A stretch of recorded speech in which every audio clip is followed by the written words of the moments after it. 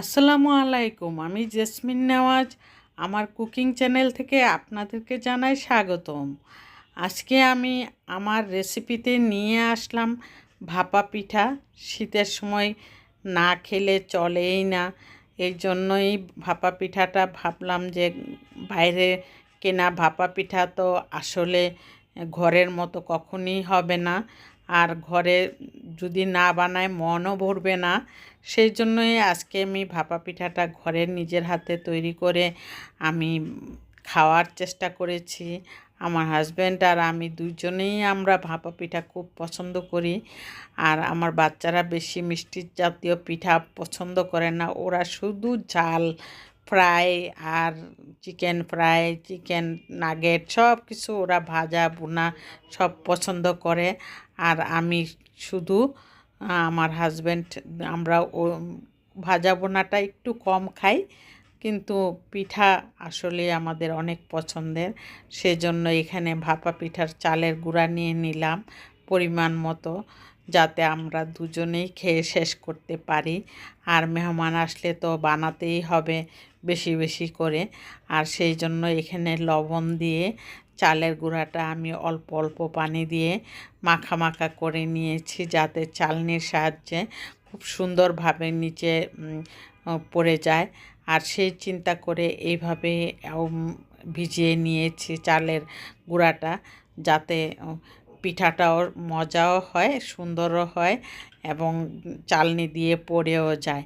আর এই জন্যই আমি এভাবে পিঠাটা বানানোর জন্য ছোট ছোট 4টা বাটি কিনে নিয়েছিলাম।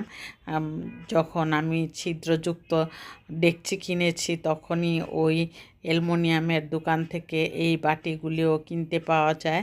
এই বাটিগুলি কিনলে একদম পারফেক্ট হয় ভাপা পিঠা। সেই চিন্তা করে আমি এই বাটিগুলি কিনেছি। আর এই বাটিগুলি দিয়ে বানাতে অনেক আরামও লাগে, নিচে দিয়ে একটু ধরার জায়গা আছে সেই জন্য। আর আমি এই ছিদ্রযুক্ত ডেকচিটা সাথে এই বাটিগুলি কিনে নিয়েছি আর একটা একটা করে দিচ্ছি। আর ভাবলাম যে আপনাদের সাথে একটু শেয়ার করি। আমার ভিডিওটা যদি ভালো লেগে থাকে তাহলে অবশ্যই একটি লাইক দিয়ে কন্টিনিউ করবেন, আর সাবস্ক্রাইব করে অল বাটনে প্রেস করে রাখবেন, আর নোটিফিকেশান পেয়ে যাবেন যদি তা করে থাকেন। আর সেই জন্যই আপনাদের কাছে আমার একটাই রিকোয়েস্ট থাকবে, একটি লাইক অবশ্যই দিয়ে একটি শেয়ারের কাজ করার জন্য অনুরোধ রইল। আর এখানে আমি ভাপা পিঠা একটার পর একটা দিচ্ছি, আর কি সুন্দর হয়ে যাচ্ছে। ভাপা পিঠা হইতে কিন্তু সময় লাগে না, দেওয়ার 5 মিনিট থেকে 7 মিনিটের মধ্যেই ভাপা পিঠাটা হয়ে যায়। আর এই ভাপা পিঠাটা যে নিজের হাতে বানানোর জন্য গুড় নারকেল বেশি বেশি করে দেওয়া হয়, আর এতে করে পিঠার স্বাদ গন্ধ, বাটালি গুড়ের গন্ধ কি সুন্দর লাগে। আর খেতেও কিন্তু এরকম অসাধারণ লেগেছে। আর মনে হয়েছে যেন মন ভরে খেয়ে নিলাম। বাইরের ভাপা পিঠা দেখলেও আর মন চাইবে না খেতে।